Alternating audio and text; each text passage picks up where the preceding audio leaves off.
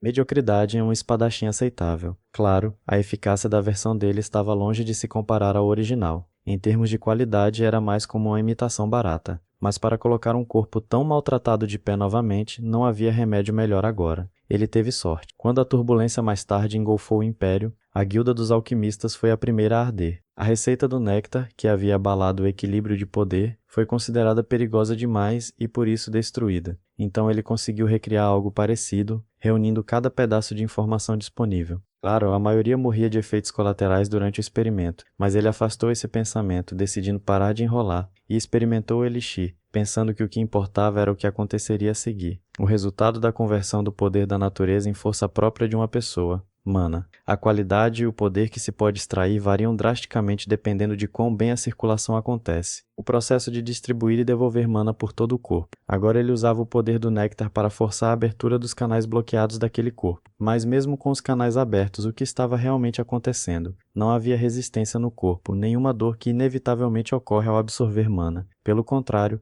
a mana fluía livremente, como se retornasse ao seu elemento nativo. Até os corpos de bebês recém-nascidos contêm impurezas que interferem na circulação. Será que Lucian podia realmente ser um daqueles chamados de gênios? A noite caiu. Hans andava de um lado para o outro, pensativo, esperando pelo jovem mestre. E então, finalmente, as portas se abriram. O protagonista perguntou se algo havia acontecido enquanto ele esperava. Um servo correu até ele com lágrimas nos olhos, perguntando se ele sequer sabia quanto tempo havia passado desde que entrara. Chamara por ele, mas não obtivera resposta. Ele mesmo havia proibido terminantemente a entrada, então permanecera do lado de fora. Estivera com tanto medo de que algo tivesse acontecido com ele. Estivera tão preocupado com ele. Vendo seu sorriso e seus olhos confiantes, ele se calou, depois, perplexo, disse seu nome e começou a examiná-lo de todos os ângulos, dizendo que sabia que era ele, mas por algum motivo não conseguia se livrar da estranha sensação de estar diante de uma pessoa completamente diferente. Lucian sorriu e mentalmente o chamou de Patife. Conhecia o antigo Lucian melhor do que ninguém. Não era de admirar que sentisse que algo estava errado. Esse corpo precisava de muita comida e tempo para ficar mais forte. Então, por fora, ele ainda não havia mudado muito. O que acontecia por dentro era muito mais importante. E ali, as mudanças estavam acontecendo numa velocidade incrível. Tudo graças às habilidades inatas de Lucian. Tinha certeza disso. O potencial daquele garoto o colocava no mesmo patamar dos maiores heróis que já haviam mudado o mundo. Se jogasse tudo certo, em um ano voltaria a ser o mercenário que fora antes. Disse a Hans que tudo aquilo era possível graças a ele. Este não entendeu do que ele estava falando, e ele, colocando as mãos em seus ombros, disse-lhe para se lembrar. Mais ações são punidas, e méritos são recompensados, e que escutasse com atenção, pois não repetiria. Riu de forma sinistra e ordenou que vendesse tudo o que tinha e comprasse o máximo possível de erva da lua. Prometeu que sua vida seria fácil e agradável, e que juntos subiriam até o topo. Hans olhou para ele de forma estranha,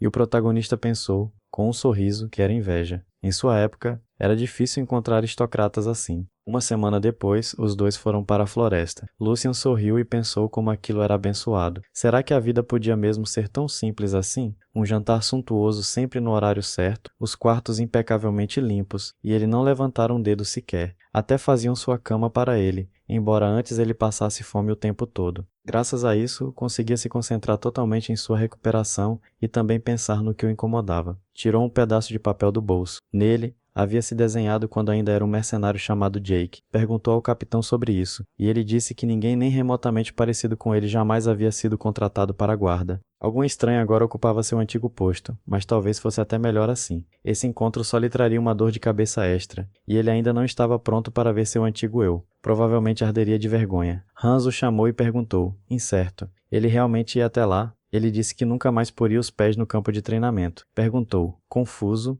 ele havia dito isso? Hans exclamou, irritado, que ele realmente havia dito isso. Jurara que, depois daquela briga com o segundo jovem mestre, nunca mais voltaria lá. O protagonista pensou que, a julgar pela reação de Hans, estava começando a fazer ideia do que havia acontecido ali. Esgrima era uma habilidade obrigatória para os filhos do Grão-Duque, então era a desculpa perfeita para o segundo jovem mestre. Sob o pretexto de ensinar-lhe esgrima, incutiram no jovem Lucian um medo animalesco de violência e garantiram que ele nem sequer se aproximasse do campo de treinamento. Disse ao servo que tinha uma ideia do que estava acontecendo, mas que não precisavam se preocupar. Tudo aquilo era passado distante. Hans ainda estava preocupado. E então o protagonista lhe disse, com confiança, para simplesmente confiar nele. Nesse momento, um cavaleiro chamado Hendrik foi informado de que o jovem mestre viera até ali por vontade própria, o que o surpreendeu. Seu subordinado disse que ele estava no momento inspecionando o campo de treinamento com seu servo, e ele, torcendo o bigode pensativamente, se perguntou por que aquele filhote viera até ali. Não podia esquecer o que havia acontecido naquele dia. Embora isso pudesse jogar a seu favor, ordenou que se relatasse imediatamente ao segundo jovem mestre, e ele prepararia uma recepção calorosa quando ele chegasse. Enquanto isso, Lucien olhava ao redor do campo de treinamento, surpreso,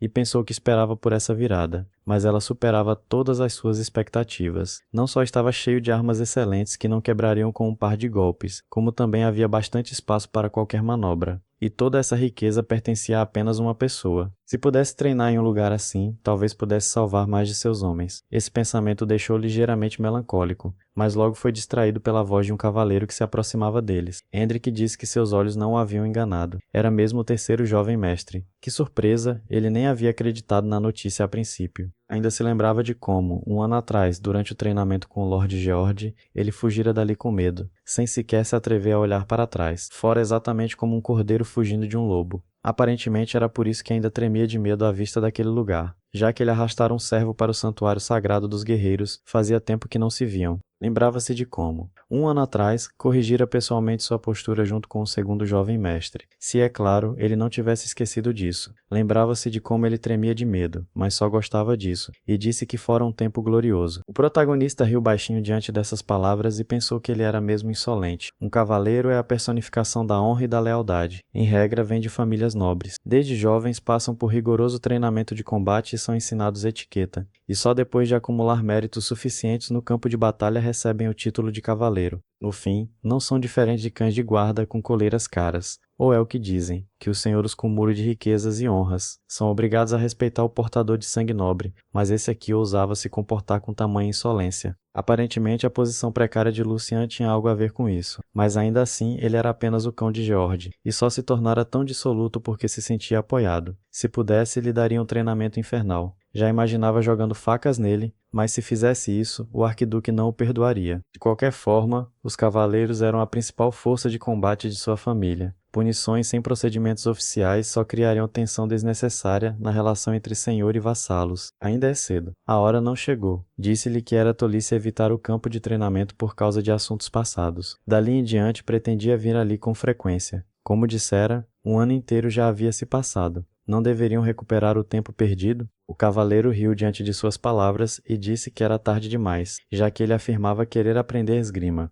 Ele perguntou, tarde demais? Tinha 16 anos. O homem disse que, já que ele não sabia, explicaria tudo. Se uma pessoa passa dos 15 anos, então está tudo acabado. A forma da espada é uma técnica secreta. O legado de seus ancestrais concedendo iluminação a quem repete seus movimentos. É a essência da sabedoria ancestral, desenvolvendo o corpo. Mas tudo isso só tem sentido sob uma condição: se o caminho para a magia estiver aberto. E aos 16 anos, esse caminho se fecha. Então a técnica se transforma em meros exercícios. A forma da espada sem iluminação é apenas uma casca vazia, movimentos corporais sem sentido. Bateu no ombro dele e disse, com um sorriso maldoso que até combinava com ele, tinha a chance de se tornar o maior mestre dos fracassos do Império. Talvez pudesse economizar tempo e encontrar sua verdadeira vocação, e se isso não desse certo, sempre podia dedicar a vida a cuidar do jardim. Afinal, todos têm seu papel. Uma criatura inútil, motivo de riso até para seus próprios servos, que tinham medo até de se mexer. Um personagem patético exatamente como um ano atrás. Lucien, de repente, começou a agir como o antigo dono do corpo, e disse que havia algo em suas palavras que não batia com o que ele sabia. O caminho da magia se fecha aos 35, não aos 16. Então, pelo que ele sabia, nada o impedia de começar o treinamento agora mesmo. O cavaleiro ficou ligeiramente nervoso, mas não deixou transparecer, e perguntou, com deboche, ele estava tão certo assim? O protagonista disse que ele estava errado. Seu irmão George também pensava assim? Ele respondeu que era óbvio. Era um fato bem conhecido. Alisou o cabelo com satisfação e pensou que aquilo era o fim. Assim que o nome dele fosse mencionado, ele nem ousaria discutir. Lucien disse que estava tudo correto. Seu irmão dissera a mesma coisa. De repente, segurou a cabeça de Hans e disse que parecia haver uma maldição pairando sobre a casa Waldeck. Ele também pensava assim, não é? Sentiu-se ligeiramente perturbado com as próprias ações. Depois segurou a cabeça e gritou para o cavaleiro. Por que eu estava arrastando para aquilo? Estavam questionando uma verdade evidente, conhecida até por um vira-lata comum, e ainda assim ficavam confusos com isso. Na idade deles, quantos talentos esse fato equivocado havia privado de uma chance? Estava quase caindo em prantos de tristeza. Só de pensar, seu próprio irmão era um imbecil. Hendrik ficou confuso, sem entender do que ele estava falando, e o protagonista bateu no próprio peito, dizendo para não pararem com ele. Se suas palavras fossem verdadeiras, seria uma desgraça para a família e um verdadeiro desastre. Perguntou, com um sorriso maldoso. Ele não enganaria o filho de seu senhor, não é? O cavaleiro ficou nervoso e perguntou o que ele quis dizer. Quis dizer que ele estava tentando enganá-lo.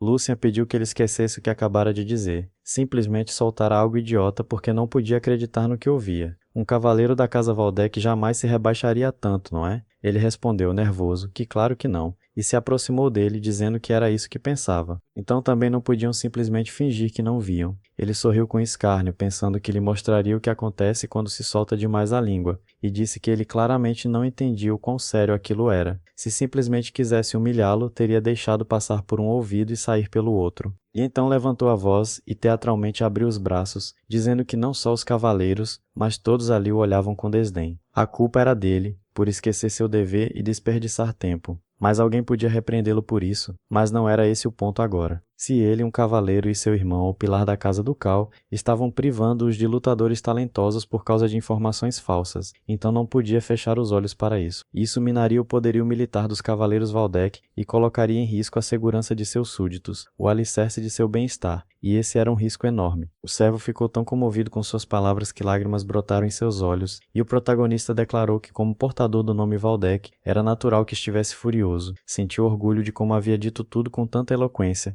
e perguntou a Hendrik se agora entendia a gravidade da situação. Apontou um dedo para o próprio peito e o aconselhou, ameaçadoramente, a se preparar para as consequências. Relataria isso a seu pai e pediria que apertasse a disciplina interna. O cavaleiro ficou muito nervoso e pensou, o garoto que costumava tremer só de ouvir mencionar o pai está agindo assim agora? Por que ele está exagerando tanto em tudo? Esse pirralho sempre foi assim, costumava ser tímido como um cordeiro, e agora é como um lobo. George chegou ao campo de treinamento e perguntou o que era todo aquele barulho. Hendrik se virou para ele, preocupado, ao ouvir sua voz, e Lucian sorriu com escárnio, pensando que ele decidira lhes agraciar com sua presença bem na hora. Ao ver o irmão, George fez uma careta de repugnância, e Hendrik correu até ele, dizendo que explicaria tudo agora. Começou a contar animadamente o que estava acontecendo, mas Hendrik levantou a mão, ordenando que parasse. Não havia necessidade de explicar. Aproximou-se dele e disse, baixo e descontente, que vira aquela vergonha com os próprios olhos. Caíra na provocação de um garoto jovem o bastante para ser seu filho,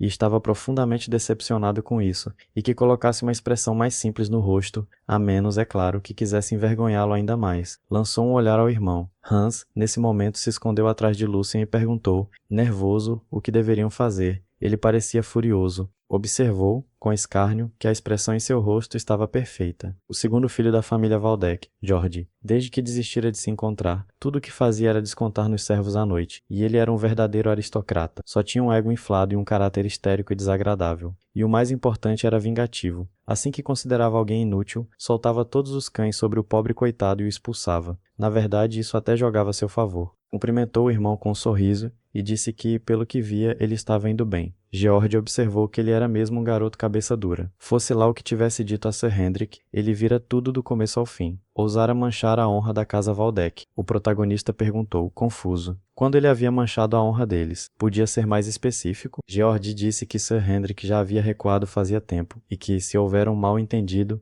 esconder-se atrás de seu nome e semear discórdia era um erro claro. Não podia escapar da resposta. No entanto, não ia repreendê-lo por isso. Sabia perfeitamente quanto sangue ele derramara pela casa Waldeck, e qual era o preço de sua lealdade, ao contrário do dele. Ele nem sequer aguentara o treinamento de espada. Fugira com medo, e ele realmente achava que tinha o direito de culpá-lo por qualquer coisa. Para começar, que aprendesse a respeitar os cavaleiros, porque era graças a eles que a linhagem Waldeck ainda existia. Virou-se para eles e pediu perdão pelo alvoroço causado hoje pelo irmão, fora apenas o erro de uma criança tola, então pedia que fossem tolerantes. Dali em diante vigiaria mais de perto o irmão mais novo, tão rebelde. Olhando para o sorriso desagradável dele, Lucian pensou, com expressão sombria, então era assim que ele decidira jogar essa cartada? Ele tinha cérebro, afinal. Na verdade, fora ele quem os cobrira de insultos, mas conseguira, com habilidade, virar tudo do avesso, como se tivesse sido ele o insultado pelos cavaleiros, e ainda se retratara como um nobre defensor. Ele ganhara essa rodada. Disse que aquilo era esperado de seu irmão mais velho. Só surgira um pequeno mal-entendido entre ele e Sir Hendrik. Sendo justo, deveria tê-lo repreendido pela insolência, mas em vez disso lhe ensinara uma lição valiosa. Afinal, ele, um tolo, chamara o irmão de imbecil. Hans ficou muito nervoso e pediu que se calasse, mas ele continuou, dizendo que estava envergonhado por ter proferido palavras tão ofensivas. Hoje, ele, o irmão mais novo, fora mais uma vez iluminado pela luz de sua generosidade. Os cavaleiros ficaram perplexos com o que via, e o protagonista chamou animadamente seu servo,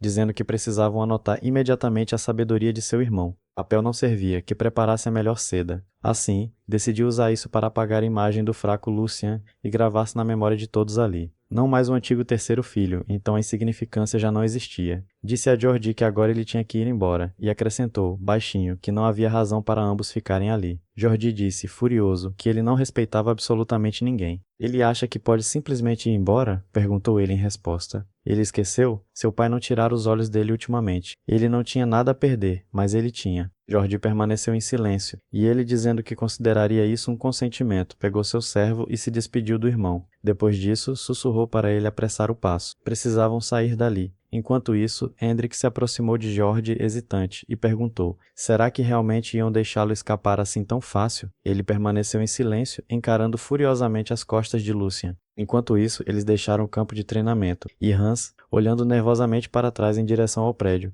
perguntou, será que iam escapar impunes disso? Ele conhecia o temperamento feroz do Lord George melhor do que ninguém. Ele não os perdoaria por isso. Mesmo que se safassem fácil, tinha certeza de que aquela noite terrível acabaria em algum beco, e ninguém sequer saberia. Isso fez desatar em lágrimas, e o protagonista pediu que se acalmasse, pensando que só quem já passara por aquilo podia entender esse medo. Quando um chefe incompetente não só arruína tudo como também lava as mãos, ele sabia muito bem como era horrível essa sensação. Disse ao garoto, com um sorriso, que aquilo não aconteceria. Então não precisava se preocupar. Nenhum cavaleiro ousaria fazer algo assim, e ele também não ficaria de braços cruzados. Ofereceu-lhe a mão para ajudá-lo a se levantar e disse que ele estava em apuros por causa dele. Quando um mestre age como um idiota, é sempre o subordinado que sofre, e ele, seu servo pessoal, devia ter passado pelo pior de todos. Hans se emocionou com suas palavras e prometeu que, no futuro, não deixaria que seu povo fosse humilhado ou feito para tremer de medo por causa de sua estupidez. Hans segurou sua mão e confiou nele. O tempo passou.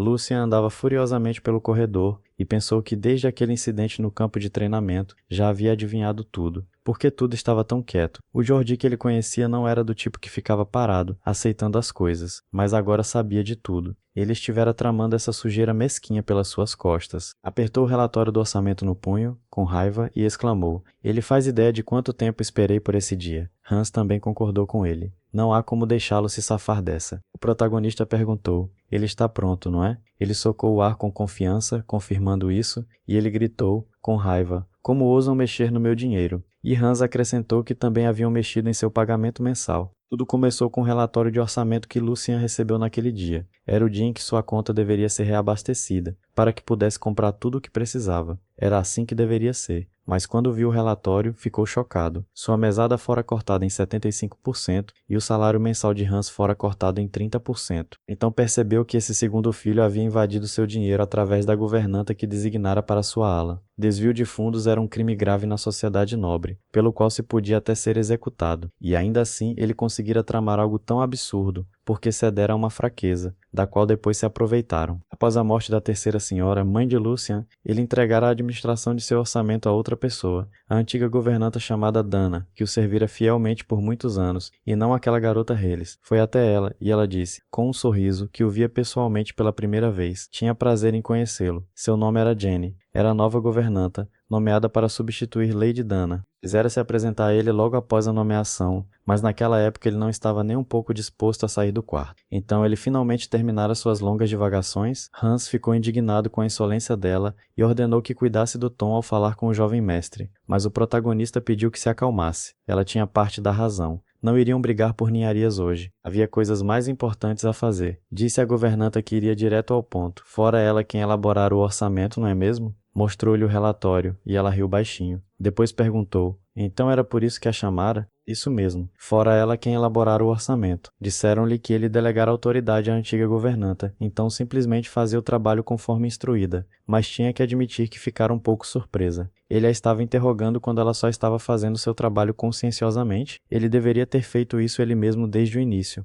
Lucien sabia que ela usaria isso como desculpa. Aquilo claramente fora um erro do antigo Lucien. Disse a ela que entendia. Talvez ela realmente não tivesse escolha. No entanto, mesmo deixando isso de lado, havia algo que não podia aceitar. verificara e descobrira que a maior parte dos recursos que seu pai lhe enviara fora é destinada a aumentar os salários dos servos. Considerando o quanto haviam sofrido por causa de sua negligência, isso podia ser considerado uma compensação, mas ela poderia lhe dizer por que o salário de Hans não só não fora aumentado, como até cortado. Não era óbvio demais? Ela riu baixinho e disse que nem havia notado que aquilo acontecera. Devia ter se enganado. Era responsável por toda a casa, então não conseguia acompanhar tudo. Todos ali podiam atestar o quanto ela estava sobrecarregada. Lançou um olhar aos servos e perguntou: "Não é mesmo?" Eles se encolheram e, forçando sorrisos, confirmaram, e o protagonista percebeu que não tinha mais nada a fazer ali. Suspirou pesadamente e se virou, dizendo ao servo que estavam indo embora. Aquele corpo era dele, mas todos os seus membros pareciam obedecer a outra pessoa.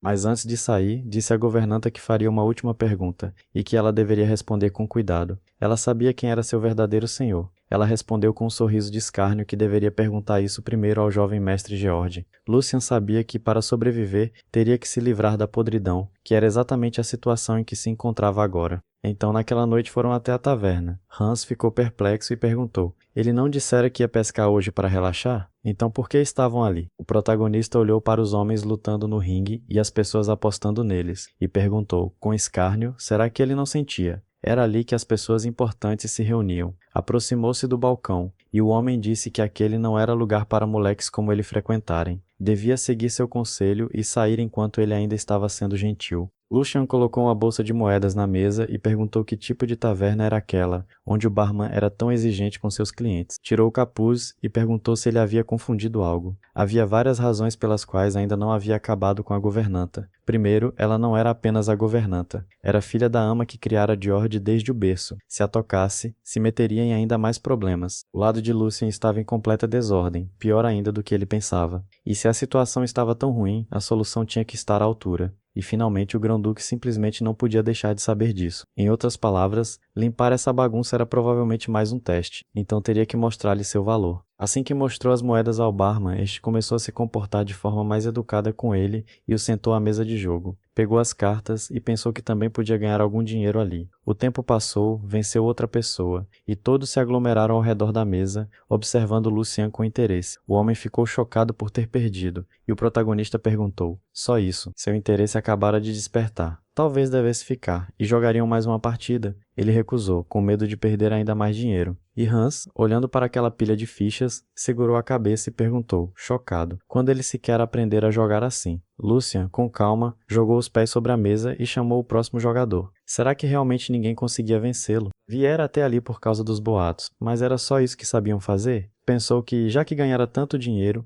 era hora de fazer seu movimento. As portas se abriram com um estrondo. Olhou para elas e pensou que estava certinho no horário. Ajeitando a camisa, o homem se aproximou dele com um sorriso de escárnio e pediu desculpas por não ter reconhecido um convidado tão importante e por cumprimentá-lo tão tarde. Seu nome era Hugo. Ele era o gerente daquele estabelecimento. Estalou os dedos. Os funcionários do local imediatamente, e com educação, expulsaram todos os presentes, e Hugo disse que aquilo podia causar transtorno aos outros clientes, mas que não se importava. O principal era que o jovem mestre Lucian pudesse descansar em paz. Ele sorriu com escárnio e observou que fazia tempo que não saía em público, e o reconhecera na hora. Embora, talvez sem tal intuição, não se conseguisse sobreviver em seu mundo. Hugo se desculpou novamente pelo atraso, e ele disse para não se preocupar, só viera relaxar. O homem olhou para sua mesa e disse que era realmente impressionante. Fazia tempo que não via um convidado acertar um prêmio tão grande. Ele se importaria se pessoalmente fizesse a aposta? Sorriu com interesse e disse que, claro, não era páreo para ele. Mas, como gerente do lugar, aprendera alguns truques ao longo do tempo. Que tal passarem o tempo? Hans achou tudo aquilo bastante duvidoso e pediu que Lucian voltasse para casa. Já haviam ganhado o suficiente. Tinham um péssimo pressentimento sobre aquele homem. Vira muita gente assustadora no palácio, então sabia que olhos assim eram raros. O protagonista olhou para ele e pensou que parecia que seus anos de serviço não haviam sido em vão, e talvez ele tivesse razão. Hugo Tubarão Negro, um nome que um dia abalaria o submundo do crime. Sua jornada começara nos becos escuros de uma certa cidade. Não tinha nada além de força bruta, mas, graças à violência e à intriga, ninguém conseguia ficar em seu caminho. Ascendera rapidamente ao poder, trazendo jogos de azar, contrabando e até assassinatos por encomenda sob seu controle. Assim, tornara-se o rei da noite, governando o submundo criminoso dos 5 territórios. Mais tarde, aproveitando-se do colapso iminente do império, conquistaram o título de barão e se tornaram um dos generais imperiais. Agora era ainda apenas um novato, mas tinha razão. Hans Tinha razão. Aquele cara era perigoso, e hoje viera pescar um tubarão negro. Ofereceu-lhe um simples jogo de cartas e comentou que parecia bom. Ofereceu-se para jogar sem limite de apostas. Não queria que o jovem mestre que os honrara com sua visita ficasse entediado. Lucian bateu o punho na palma da mão com alegria, elogiando sua atitude. Finalmente encontrara alguém com quem podia conversar normalmente. Hugo sorriu, dizendo que consideraria isso uma honra, mas em pensamento o chamou de moleque típico, se fazendo de durão só por causa do sobrenome. Nem percebia que com essas palavras estava apertando a própria corda no pescoço. Olhou para o croupier distribuindo as cartas e pensou que aquilo era ainda melhor. Esvaziar os bolsos dos clientes não fazia parte do plano, mas garotos como ele afundavam mais fundo a cada perda. Ia espremer tudo daquele moleque ingênuo. O protagonista se lembrou de algo e se perguntou onde estavam suas maneiras. O homem ficou levemente surpreso e perguntou se algo estava errado. Disse-lhe que estava tudo bem, mas antes de começarem, queria lhe perguntar uma coisa. Ele não se importava, não é? Respondeu-lhe com um sorriso que responderia a tudo, e ele disse que estavam se encontrando pela primeira vez, mas já gostava dele. Podia-se reconhecer um líder pela forma como seu povo agia. Mesmo que seu negócio não fosse totalmente legal, administrá-lo não era fácil. Se ele tivesse ultrapassado o limite, seu pessoal já teria descoberto há muito tempo e o eliminado. Hugo disse que conhecia seu lugar, então tentava não irritar os superiores, e Lucian riu, dizendo para relaxar. Ele podia ser da família Waldeck, mas não eram do tipo que estrangulava todo mundo indiscriminadamente, então que respondesse com sinceridade. Quando planejavam iniciar a produção em massa, ele não entendeu do que ele estava falando, e disse para não se fazer de bobo. Estava falando daquilo que ele fazia em Vestra, aquele alucinógeno ilegal. Assim que disse isso, o homem ficou nervoso, e um clima tenso encheu a sala. Os servos ficaram atônitos com o que viam, e Hans começou a gritar. Hugo ficou pasmo e perguntou: "Jovem senhor, do que ele estava falando? Alucinógenos? O que era isso?" Lucian perguntou de novo. Ouvira tudo perfeitamente bem, então por que se importar em perguntar? Não fora contratado pela família da Marquesa de Lagren. Riu baixinho e continuou dizendo que aquilo fora feito para desestabilizar Waldeck com o tráfico de substâncias. Só de pensar que a Marquesa se rebaixaria a truques tão baratos. Havia uma linha que não devia ser cruzada? Ele concordava com isso? Embora não. Nesse caso era mais provável que fosse ele mesmo quem estava atacando. Onde mais se encontraria tamanha ousadia para virar algo assim de cabeça para baixo nas terras de Waldeck? Cabeças duras, como exceções. Ele diria: a eternidade se revela. Waldeck era o pior adversário possível. Inicialmente, isso só seria descoberto 2 anos depois. Então o Duque receberia um relatório sobre substâncias em suas terras. Teria fechado o estabelecimento, mas Hugo já teria fugido da cidade. A experiência de fracassos passados se mostrara útil.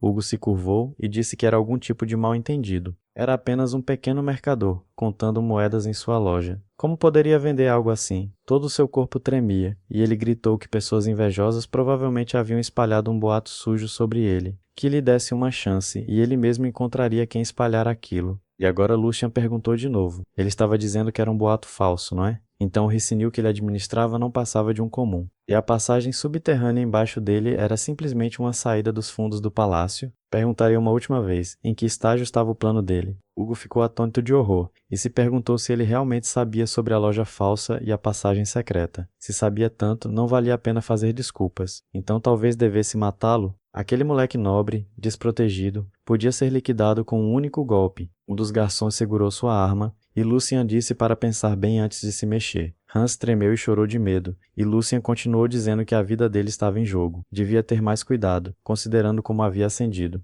Hugo se perguntou no que ele estava pensando. Atacar o herdeiro de Waldeck era o mesmo que implorar pela morte, franziu a testa, depois percebeu que precisava salvar a própria pele e caiu de joelhos, implorando por misericórdia. Não viera até ele pessoalmente à toa. Do contrário, sua cabeça já teria voado. Lucian sorriu, e Hugo continuou soluçando e gritando que se ele mandasse seria seu cão. E se ordenasse que latisse, latiria. Que ordenasse que rastejasse, e rastejaria. Mas que o poupasse, jovem mestre. Todos os servos também caíram de joelhos e começaram a implorar por misericórdia. Lucian estava separando as fichas na mesa quando de repente jogou uma delas para baixo e disse que um cão obediente não lhe faria mal. Precisava mesmo de mãos extras. Hugo ficou radiante e gritou: "Obrigado." Que apenas ordenasse e ele faria. Lucian disse: "Mas se ele sabia, não era chato?" Ele não parecia alguém contente em ser apenas um cão de caça. Lucian segurou suas mãos, chamou-o pelo nome e perguntou se ele queria se tornar um cavaleiro. Hugo ficou atônito e não soube o que dizer. Repetiu a pergunta em pensamento. Ele queria se tornar um cavaleiro?